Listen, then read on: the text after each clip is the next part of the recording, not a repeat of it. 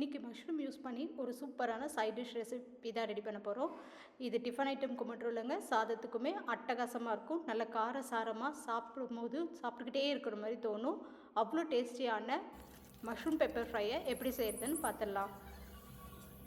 எண்ணெய் ஒரு 2 ஸ்பூன் அளவுக்கு ஆட் பண்ணிக்கலாம்.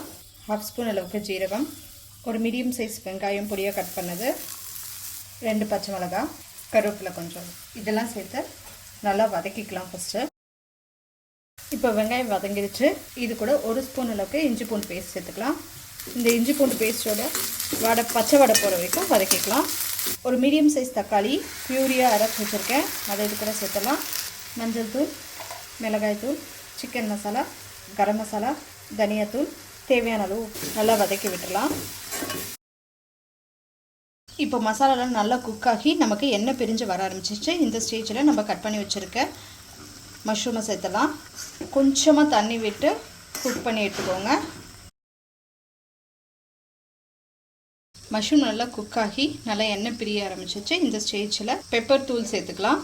ஃபைனலாக கொஞ்சம் கொத்தமல்லி தூவிடலாம். நமக்கு அருமையாக மஷ்ரூம் பெப்பர் சூப்பராக ரெடி ஆகிடுச்சு.